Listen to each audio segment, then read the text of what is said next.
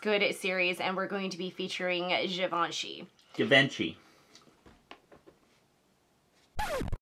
Hey everyone, welcome to today's video. Today we are going to be doing our 7th installment of our What's Good series, and we are going to be featuring Givenchy. I really like how after I told all my friends here on YouTube that I don't know how to speak French, I went and chose like the most French brand, and now we're going to talk about all of their products in which I'm going to butcher every single name. For those of you that are new here, the What's Good series is basically me going deep dive into a brand and trying out tons and tons and tons of their products and basically telling you like what's worth it in their line and what isn't worth it. And from there you can kind of decide if you want to, you know, traverse into trying out this brand or stay away. So the first product we're going to talk about is basically what Givenchy is the most well known for, and this is their Prisme Libre powders. These powders are actually really cool. They are multicolored. They have a lot of different shades, so depending on if you are like fair to deep, they should have a powder that works for you. This one that I purchased here for my entire face, like if I'm powdering down all of my foundation, this is the number 4, and then I bought a tinier one for setting underneath my eyes, and this is in the shade 2, Satin Blanc. Let me talk really quick about what I don't love about these powders. This only works really well if you have a layer of foundations. If I don't have anything else on my skin for this powder to adhere to, like it looks really, really weird. So in that way, I'm like, but is that really what this powder is meant for? No, this powder is meant for setting down foundations. It's meant for setting down skin tints. And if that's what you're using it for, it's really nice. This is not something that's going to mattify your skin down to the point where your skin just looks like really dead. It still has like a very healthy look to it, but your skin just looks really, really smooth. I actually really like this on top of foundations and skin tints. I think it does a really nice job. The only thing that's kind of annoying about it, obviously, with loose powders is when you're traveling with this, by the way, just make sure you keep this little puff in here to stop the powders from coming out. So that's just a tip from me to you, because I did bring this with me when I went to New York this past week when I was traveling. So here's what that powder looks like. Very easy to literally just dump it into the lid, swirl your brush around in here and apply it to your face. Now the question is always like, would I repurchase this face powder?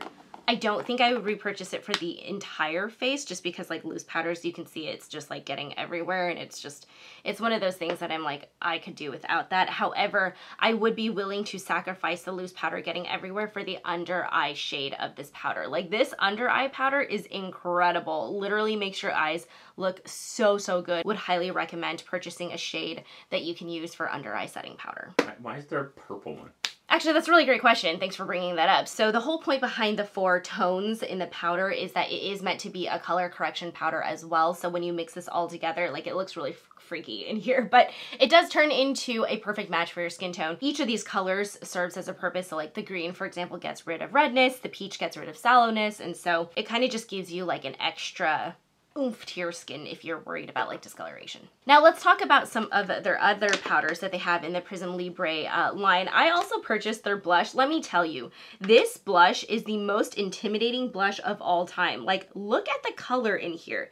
Is that not pigmented to the point where you're just like, this is unusable?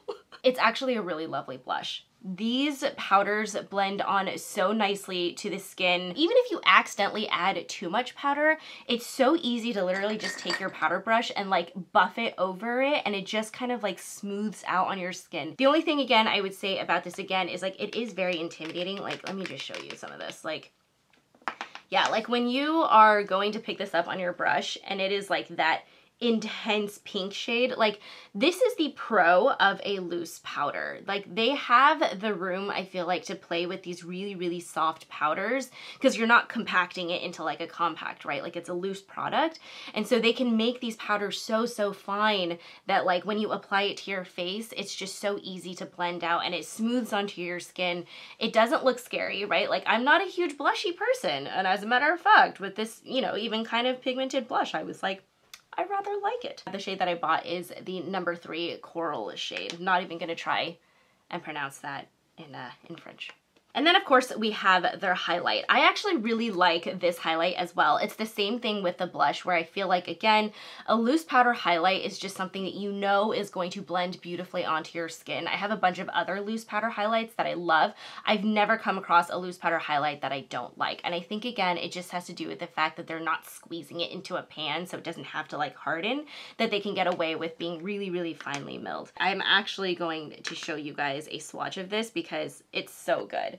This is a limited edition product, so if you are into that beautiful beaming highlight that can still be subdued down if you want it to be, this is a really, really nice option. The only thing, again, obviously with these loose powders is like, the shit gets everywhere, dude. My hotel room looked like literally like pixie dust, just freaking everywhere. The other thing I want to make a mental note of as well is that Givenchy products are fragranced, so if you are allergic or sensitive to fragrance, I probably would not recommend any of their face powders. That smell does dissipate very quickly. To me, it smells like a sweet rose scent, which I really like, so it's like, I'm perfectly fine with it. But again, if that's not something that you enjoy, Let's go ahead and talk about the concealers. Okay, so this is the Prisme Libre Skin Caring Concealer. I have this in two shades. I have this in W245 and W310.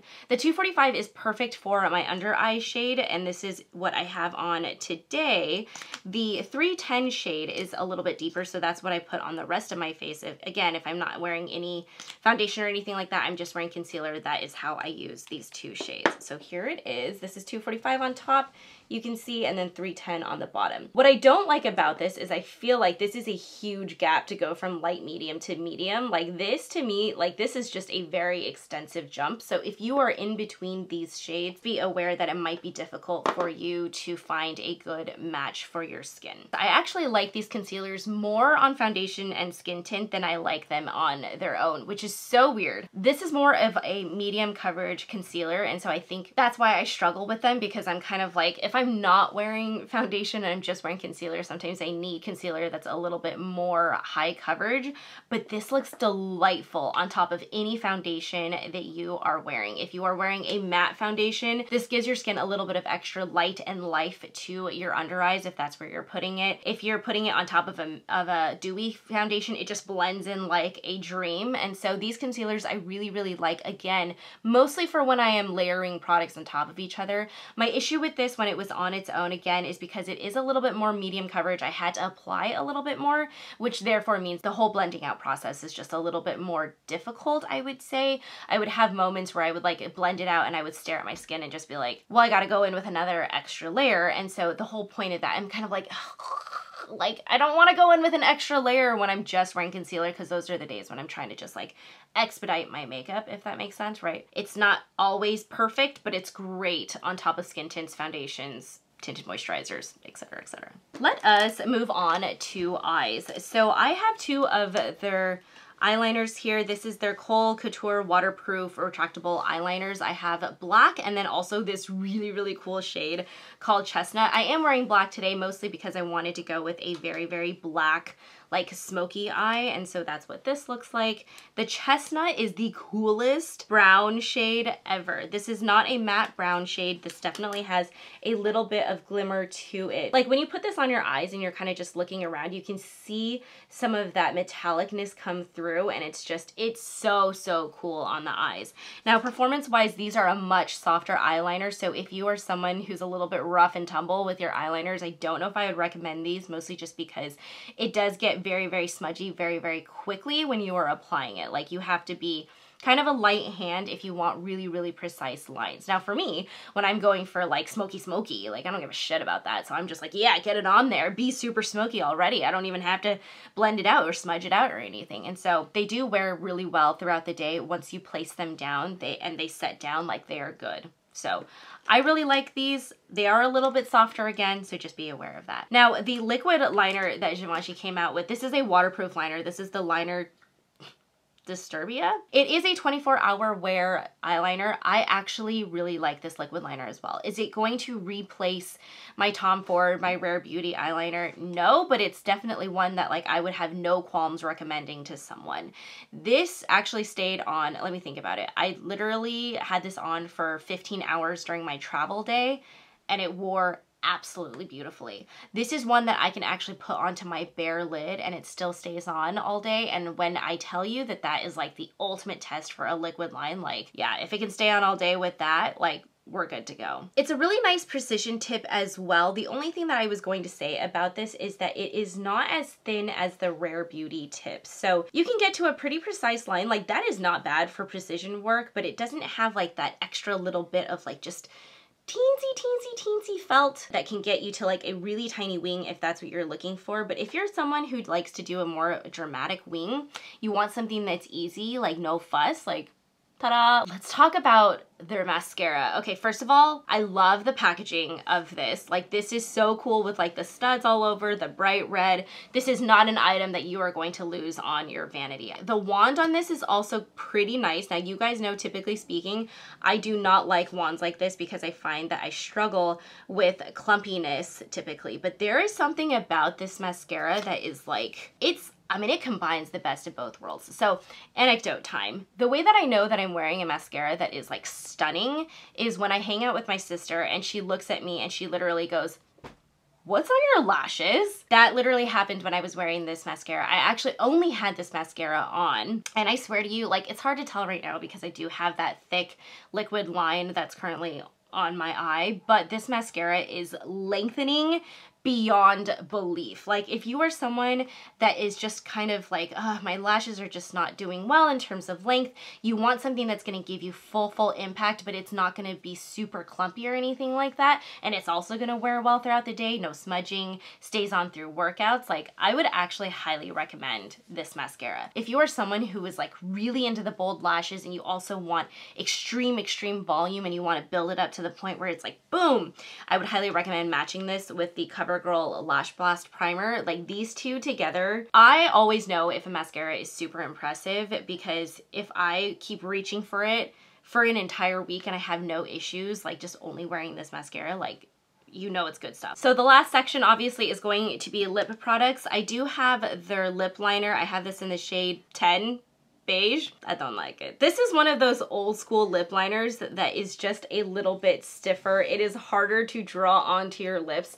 I'll be honest with you, I am a fan of a softer lip liner just because these days, like, I just don't have the patience to be sitting there like constantly drawing my lines and like filling things in. However, the shade of this is stunning. It does last a decent amount of time once you draw 100 lines on your lips to get that pigmentation to show up, because again, it is a stiffer product. But once it's on there, like, it's really nice. No complaints, but it's not something that I'm going to repurchase, nor do I think if you're going to spend money on the Givenchy line, because let's be honest, this is all luxury, like, it's probably an item that I would skip. The two lip products I would not skip, however, are their lip balms. So this one is the Rose Perfector lip balm. Packaging, again, is absolutely stunning. Like, I love this component. You can see loose powder on this. This is what I'm talking about. Loose powder gets everywhere. So you open it on the bottom with these two studs. It opens like this, and then here is the shade that I have. This one is in 501. I decided to go with something that was gonna give me a more fall lip instead of my typical nude shade.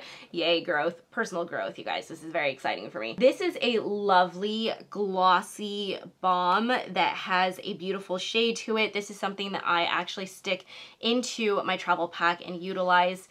This is good. I would highly recommend the lip balm, this one in this packaging, the Rose Perfecto one, over just the normal lip balm. This is the shittiest lip balm ever. Like, I have super regrets in purchasing this because this lip balm does absolutely nothing for moisturizing your lips. First of all, you'll keep applying it, right? So you use this product really quick, and then literally 10 minutes later, you're like, did I even apply anything to my lips? Like, it's just crap. It's absolute crap. I do not like the lip balm that comes in this packaging, even though the packaging is super cool and I feel like a badass every time I use it, but like, not worth it. The final product that I want to shout out though, this is one that you have to go try. Like, if you don't try anything else from the Givenchy line, like, okay, fine.